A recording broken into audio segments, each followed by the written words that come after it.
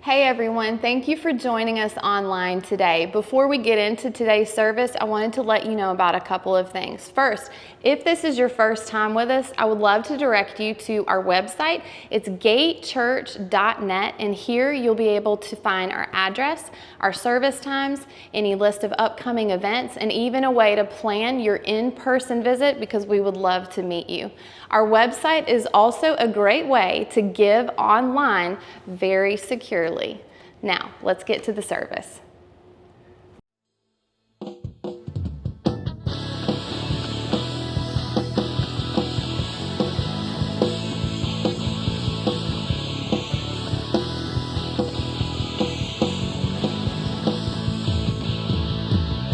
Your ways higher, so we trust in you. You're always faithful, and you bring us through. 'Cause you are greater than anything that comes our way. So we will follow. Where you lead, we look to you. Whatever comes our way, we look to you. Whatever turn away, Jesus, I will fix my eyes on you. Through every season, I will look to you. You are greater than anything that comes our way. So we will follow. Where you lead, we look to you. Whatever comes our way, we look to you. We'll never turn away, we look to you. Whatever comes our way, we look to you. We'll never turn away. You're the God who makes a way where there seems to be no way. You're the one who brings us through, so we will look to you. You're the God who makes a way where there seems to be no way. You're the one who brings us through, so we will look to you. You're the God who makes a way when there seems to be no way. You're the one who brings us through, so we will look to you. We look to you. Whatever comes our way, we look to you. Whatever turn away, we look to you. Whatever comes our way, we look to you. We'll never turn away.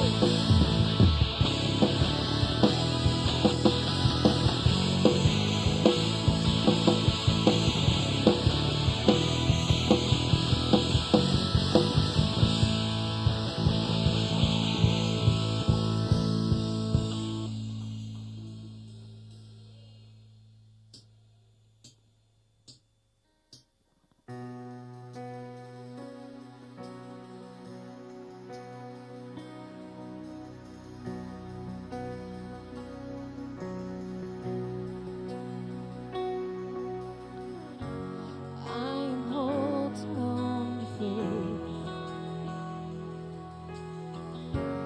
'cause I know you make a way, and I don't always understand, and I don't always get to see, but I will believe it, I will believe it, 'cause you make mountains move. You make giants fall, and you use songs of praise to shake prison walls. So I will speak to my fear, I will preach to my doubt that you were faithful then, you'll be faithful now.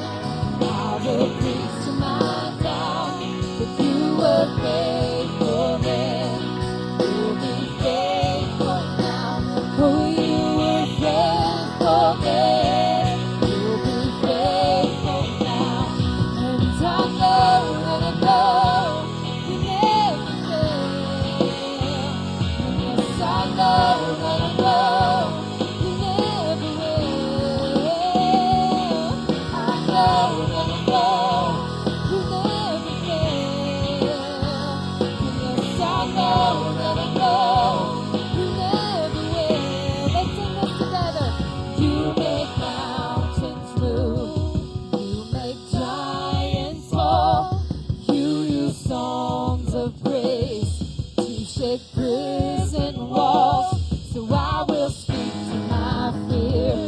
I will preach to my doubt. If you were faithful then, you'll be faithful now. Yes, you make mountains move.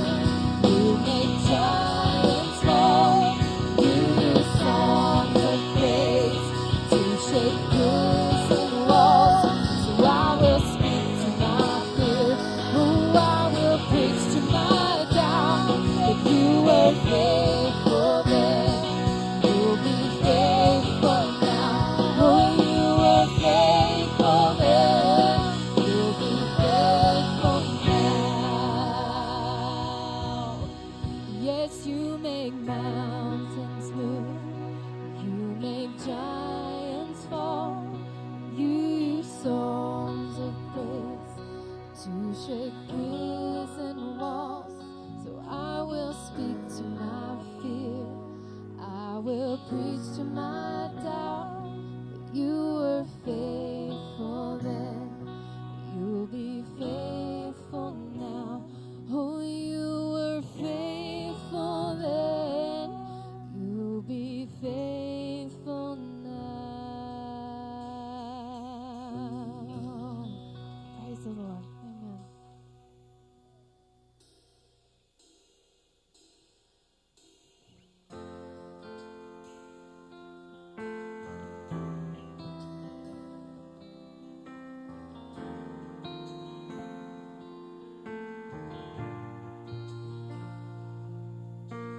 You woke me up this morning, and my cup is overflowing. You blessed me and I know it, so I owe you my praise. The author of my story, and I thought that it was over, but your mercy kept me going, so I owe you my praise. Praises, oh Lord, you deserve. Oh Lord, you deserve all my praises. Oh Lord, you deserve. Only you deserve all my praise.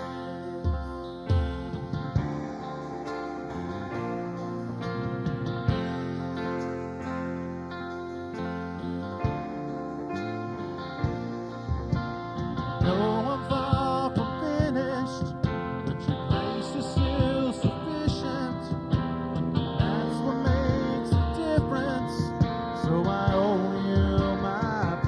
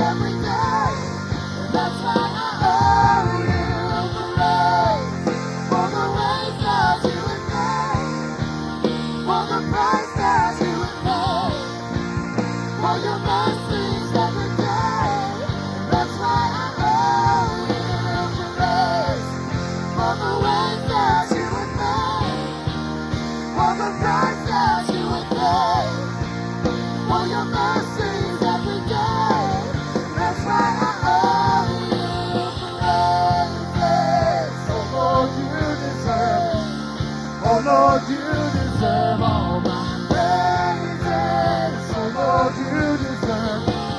Oh Lord, you deserve all my praises. Oh Lord, you deserve. Oh Lord, you deserve all my praises. Oh Lord, you deserve. Only you. When I think of all you've done, when I think of all you brought me through, when I think about your love, I can never say enough. When I think of all you've done, when I think of all you brought me through, when I think about your love, I can never say enough.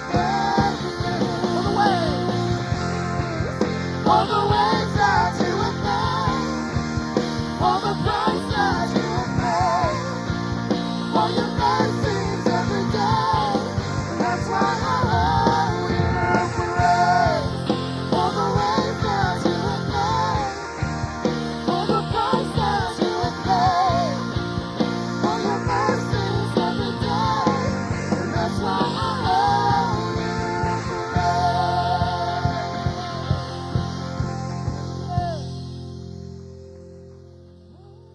Praises, oh Lord, you deserve. Oh Lord, you deserve all my praises. Oh Lord, you deserve. Only you deserve all my praises. Oh Lord, you deserve. Oh Lord, you deserve all my praises. Oh Lord, you deserve. Only you deserve all my praise.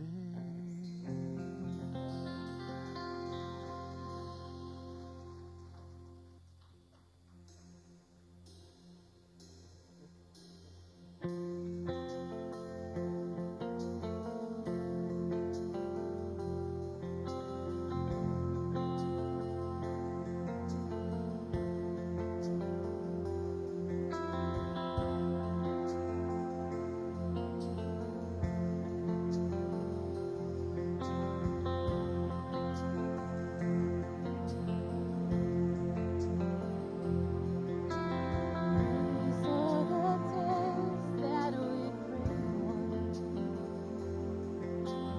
Stirring of faith has begun. And so much is still uncertain that the best is not yet come. Y'all believe that this morning? 'Cause Jesus, you're not done with me. You're doing a new thing.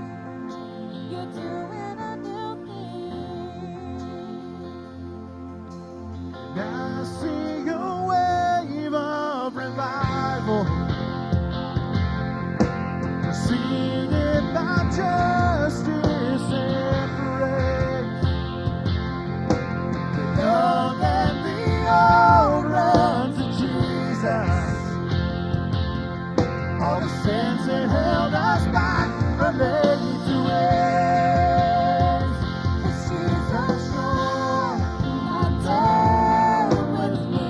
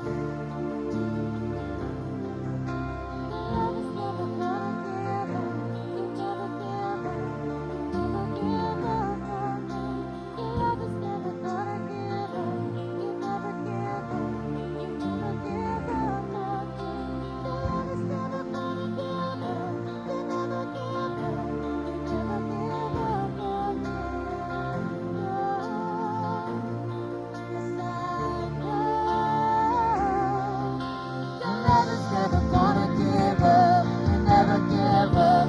You never give up on me. Your love is never gonna give up. You never give up. You never give up on me. Your love is never gonna give up. You never give up. You never give up on me. I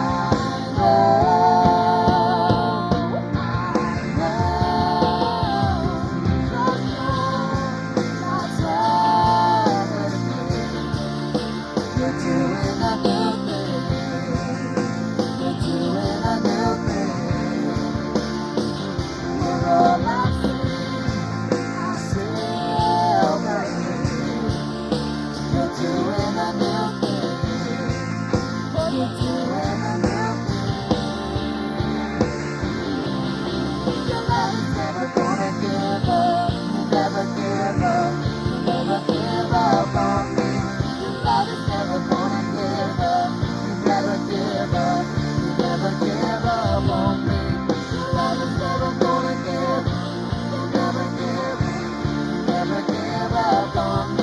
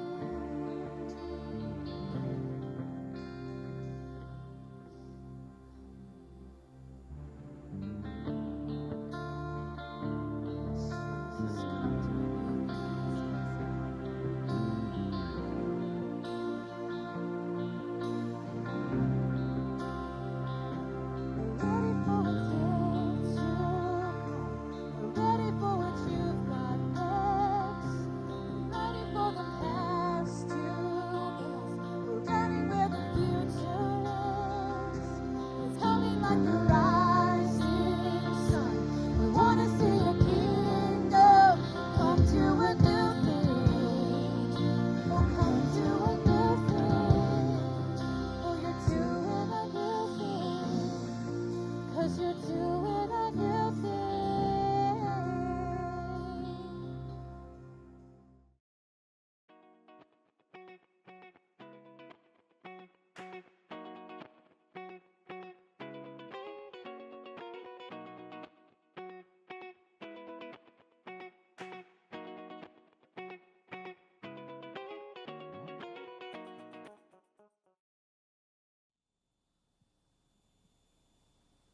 Good morning, everyone. We're glad that you tuned in with us today.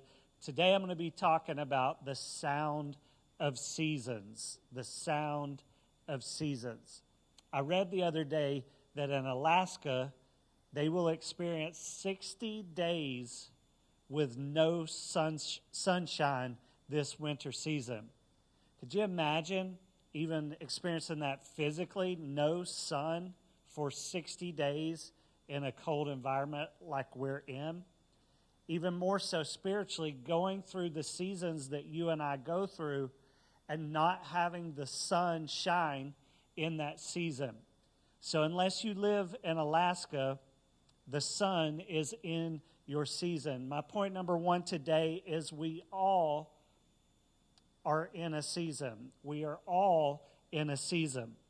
In Ecclesiastes chapter 3, it mentions 14 different comparisons of seasons there, and some of them aren't comparable, but I've pulled 10 seasons that everybody in this audience will go through.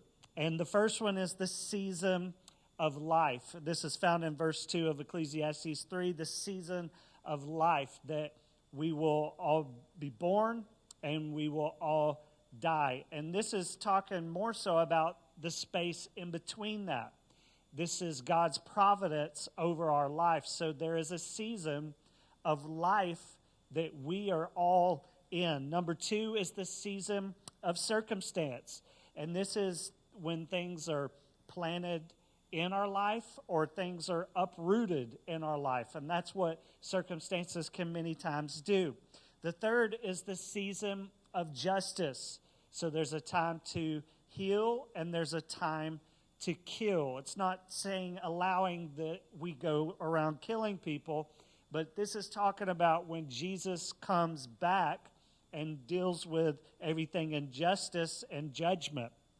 The fourth is this season of purpose, and this is a time to tear down or a time to build up. So there's just as much purpose in our lives when things are being torn down as there are when things are being built up. So look for the purpose if you're in that season. The fifth is the season of emotion. So this is for us personally, but can also be publicly things that go on with us. So personally is that we will go through seasons where we weep and seasons where we laugh. But then in a group setting, there's a time to mourn publicly, but also a time to dance. And so many times other people are going through that season of weeping with you. And that's that season of emotion. The sixth is a season of pressure. And this is the Bible showing a time to throw stones or a time to gather stones. So think about it, when you go through a season of pressure, things are pressing on you. You can either choose to gather up those stones or you can choose to throw those stones. And then the seventh is the season of relationship. So there's a time where we embrace in relationships, but there's also a time where you put space in a relationship, and you all know when to do that. It's a time to tear apart, but also a time to sew together. So it's really calling for us to have balance in our life, in our relationships. If you're just going through them and just tearing everything apart, then the problem is probably not with those people or that person. The problem is with you. You should have seasons where you sew people together as well. Sew those relationships. The eighth is the season of sifting. This is a time to keep or a time to throw away, a time to tear apart or that time to sew together. The ninth is the season of wisdom. So this is a time to be silent or a time to talk. There can be wisdom in staying quiet, of staying silent in a moment. There can also be wisdom in there's time to say something or to speak up. And then the final one is the season of boundaries. So this is a time to love and a time to hate. It's not allowing us to hate people, but it's showing that boundary line. There's a time for war and a time for peace. So we all have a season that we're in, and I wanted to show you that so that you could figure out where you are in the season that you're in. The second point I want to bring out is that we can all get out of season. So this is very important for us, especially if you claim Jesus Christ, if you're a believer, you're walking according to the Word, for you to know that you're not always going to be in season. You're going to run into walls. You're going to run into mountains, into places where you feel out of season or places where you don't hear God as clearly as you did before. And there's nothing wrong with you. This is a normal thing for every believer to go through. So I want to help you this morning to kind of navigate through some of that. With a season like this, where you get out of season, you can go through a very dark time or a discouraging time, a depressing time. And that's what that season can feel like. But within that time, you can lose your sound of hope. You can also lose your sound of praise. So many times as a pastor, I'll watch people when they go through things, their praise goes out the window. And that's the challenge for us, is that, one, if that's happened, you will praise again. But then sometimes God's wanting to see us praise no matter what we feel. He wants to see us worship through that pain or through that season as an act of faith, as an act of obedience. So many times you may not feel like worshiping, but you do it just for a breakthrough. You do it to get back in season with the Lord. So that's some of the things that can happen when we get out of season. And people's seasons, another reason God lets us go through these things, people's seasons make us available to hear the gospel. The gospel, the four gospels, Matthew, Mark, Luke, John, you can even add the book of Acts in there. Those books are there not just for the lost that need salvation. They're still there for the believer because it's good news to us. And so that's why the Bible says in 2 Timothy that we are to preach the word in season and out of season. Because sometimes we go through that where I don't feel like I'm in that season. I've got to preach the word and show people that my life relies on the word of God and prayer and just staying in connection with Him no matter how I feel, whether I'm in or out. And the word is what meets us there. And so if it's not a personal thing if you're in or if you're out, it's a biblical thing that you stand on His word no matter how you're feeling in that place. So the gospel or the good news, it's ripe for every season. It doesn't matter if you're having the best time of your life or the worst time. You can always go to the Word and find something ripe, something fresh for you from God's voice to you. But Jesus is also the Word for every season. So if you're not hearing it right then and there, you keep seeking Jesus. You keep just waiting on Him. He will bring you that word in season. But also the Holy Spirit is the comforter for every season. He's our comfort. So if your feelings are just getting out of control and you feel like you're going to lose your mind over what you're going through, pray in the Holy Spirit. Pray to the Trinity, God the Father, God the Son, God the Holy Spirit. Believe that they are for you and that they do have that word and that comfort for you. And we find this in Romans chapter 8, verse 28. It says this, and we know that God causes all things to work together for good, to those who love God, to those who are called according to His purpose. Now, all things in this scripture, all things do not work for the good for the entire world. It says for those who love God. So if you love God, whatever you're going through, whether it's in season or out of season, it's going to work out. It's going to work for the good. Now, some of us have experienced loss, and we didn't see the good come through that, and I'm going to address that right now. It's not that everything is going to be good. It's that God will work it for the good. So you may have experienced something that was taken from you, that loss that happened. That wasn't good. But know that this next season, God will work it for the good. And that's what that scripture is teaching there. So for instance, cancer is not beautiful or good. War is not beautiful or good. Divorce is not beautiful. Many times ugly things happen and are said that you just can't take back, and the relationship is torn apart. But God can work those things for His good. And so you just keep on loving Him. You keep on trusting Him in season or out. So there's 4 questions that we should ask when we get into these places. Here they are. What can I learn from this season? What can I learn from this season? You know, there's always a lesson to be learned. There's always a silver lining that God wants us to see. Whether it's the worst possible place you've ever been in, there's something you can learn. Secondly, what can I enjoy in this season? So many times when things are rotten or just bad, we forget to enjoy life. We forget that we can still end the day good. We forget that we can still find enjoyment tomorrow if you can't find it today. The third is what's most important in this season.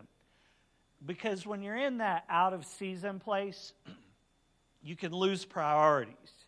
So what's most important in this season that I'm in? The fourth is, how can I help others in this season?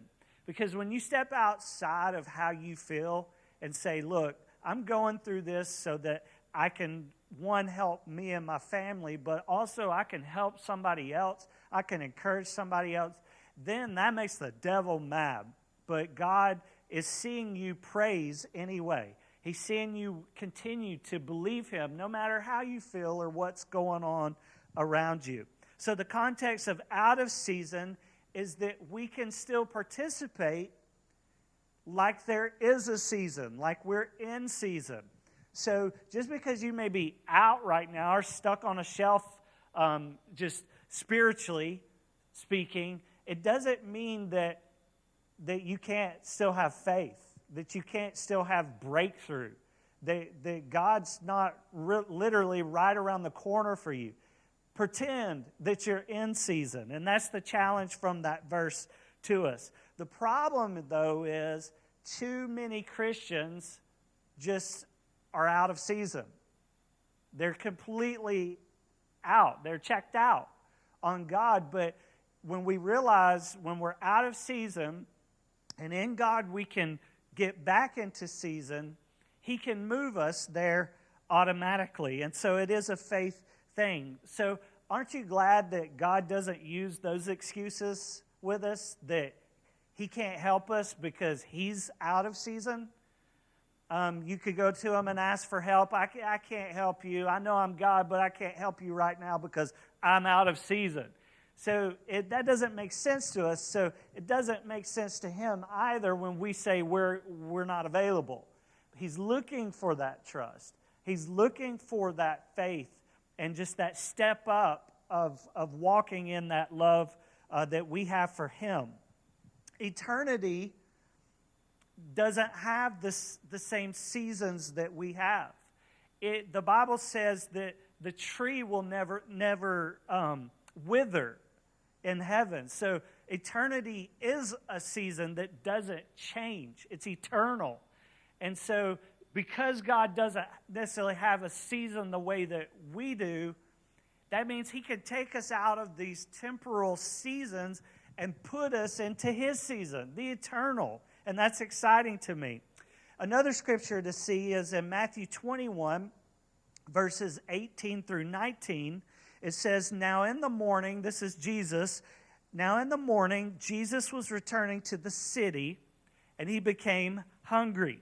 Seeing a lone fig tree by the road, He came to it and found nothing on it except leaves only. And He said to it, no longer shall there ever be any fruit from you.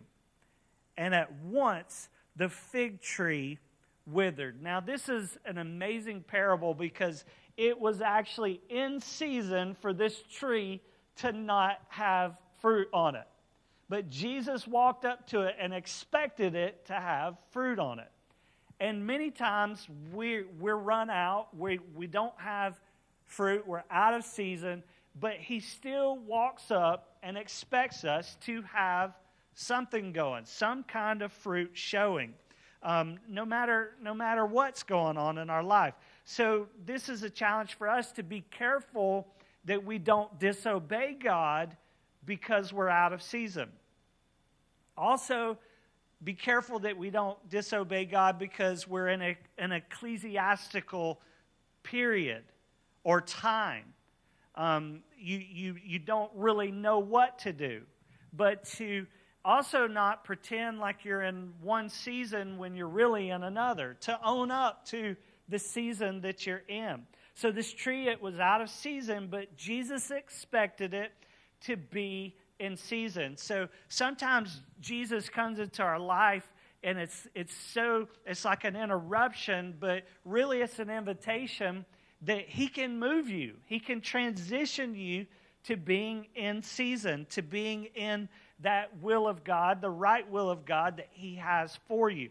And just some more examples. Jesus expected the fruit from this tree, but he also expected the 5 foolish virgins to have oil in their lamp, and they didn't. They made an excuse. He expected the wedding guest in another parable to show up. So there are different things that we have to do. He expected the lepers. There was only one that came back to him to say thank you. Jesus wanted them all to come back and say thank you. So sometimes it's the small things. It's not just something grand all the time. It's the small things of just saying thank you, Lord. Or, having that oil ready. Or whatever these parables, I often say sometimes the most spiritual thing you can do is show up. So the wedding guest showing up. Now, the last point that I have today is there's a sound above your season. A sound above your season. So when we look at Ecclesiastes 3 and these stories we've gone through, in one of those seasons was the season of weeping. Now, when you think of somebody weeping, not just crying or a tear sneaking out of their eye, but weeping, you can probably attach to that they are having the worst possible day or the worst possible season of their life. And so a lot of people think that you are not walking in faith if you have grief in your life, or if you have pain come to you, or sorrow, or weeping. But the Bible doesn't teach that. I'm going to just go through some people that experienced this weeping. The first was the father of faith, Abraham. It says he wept at the tomb of his wife. So that his faith didn't go out the window. It was just one of those out-of-season moments where he was stuck spiritually. But he wept there, but he continued on in his life of faith. Joseph wept when he was reunited with his brothers. In fact, all of them wept. Some of it was the regret and the sorrow of the ruined relationship, but some of it was weeping with joy because God was turning that relationship around. Hezekiah was told that he was going to die, go set the house in order. The Bible says he turned his face to the wall and wept. And because of that, he had a miracle and lived for 15 more years. So weeping is a powerful thing to us. Paul said in Acts 26 that he served the Lord with many tears. Now, Paul was one of the greatest writers and preachers, but it wasn't always easy for him. That's what he's saying, but he served God anyway. And we all know the shortest verse in the Bible, Jesus wept. So there is a time for weeping. Psalm 30, verse 5 says, weeping may endure for the night, but joy comes in the morning. So if you're in this season of weeping and just that sorrow, it's okay to go through that. It's okay to walk through that. But you need to understand that joy is coming. Joy is around the corner for you. So if you have a night of weeping, you need to be able to see that there is joy in your future. There is a mourning, like a mourning time season in your future, if you don't give up in the night of weeping. So that's the trap, is when we go through that season of weeping, is many people give up there. So many walk away from the Lord during that season. But it's us understanding by faith, I do not feel this right now, but joy is coming in the morning. The last story that I want to go through is David, King David. He finds himself under a weeping willow tree. He finds himself under this, and God comes to him and says, listen, I want you to listen for the sound above this weeping willow. So there's a sound above our weeping. There's a sound above our sorrow. There's a sound above our season that the Bible's teaching. In 2 Samuel 5, verse 24, 2 Samuel 5:24, it says, "It shall be when you hear the sound of marching in the tops of the balsam or the baka trees," I'm going to talk about that in a minute, "then you shall act promptly." So God's expecting, under this tree of weeping, us to do something quick. "For then the Lord will have gone out before you to strike the army of the Philistines." So baka means weeping. It's a weeping tree or a mulberry tree. You can find the reference in Psalm 84, verse 6. In that verse, it says, "In the valley of tears," or the valley of weeping, we turn it into a spring. You could say it this way: we turn it into praise or to a revival in this valley of weeping. So the question is there a sound of marching above your sorrow, above your weeping? Is there a sound of marching above your pain? So this word marching means to step or a pace. Like, so you're not just standing, you have a pace or a stride.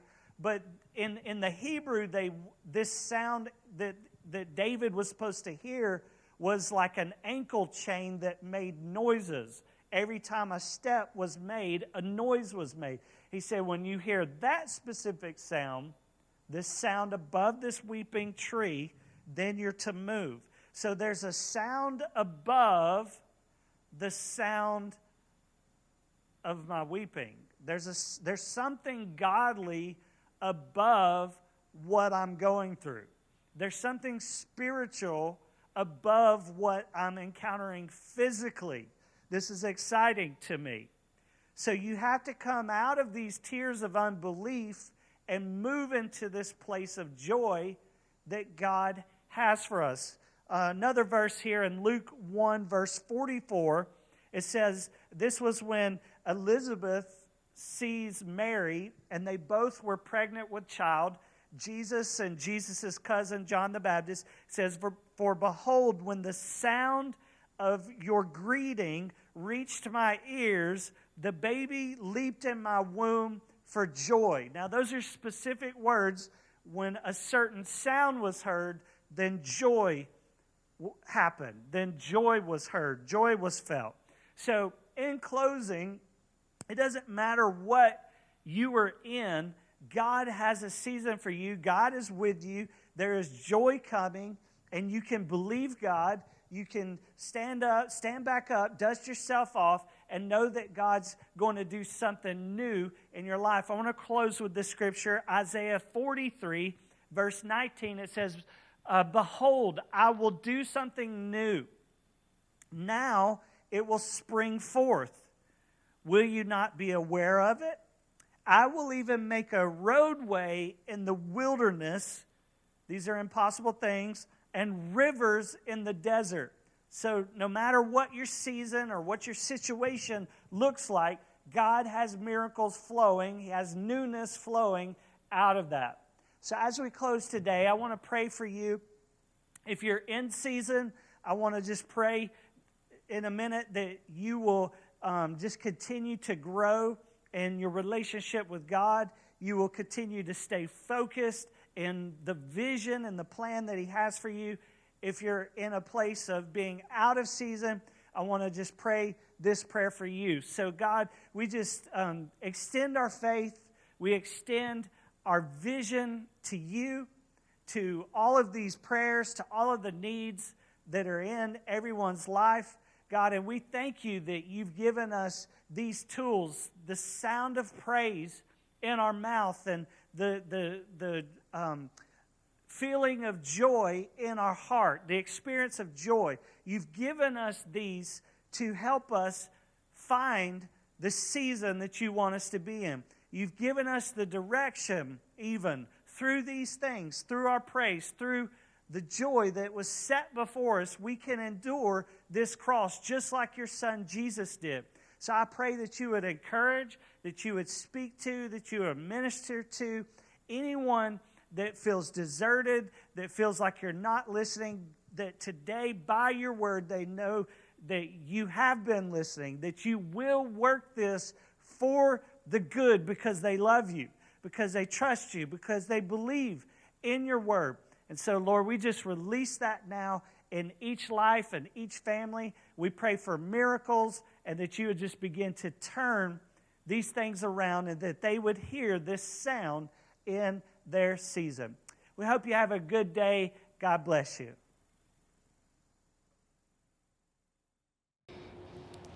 Hey everyone, and welcome back. We hope that today's service blessed you. If you accepted Jesus into your heart today, or if you would like more help on your spiritual journey, we would love to be that help for you. All you need to do is visit gatechurch.net/plan your visit and let us know about your decision. Thank you so much for joining us today. We can't wait to see you next week.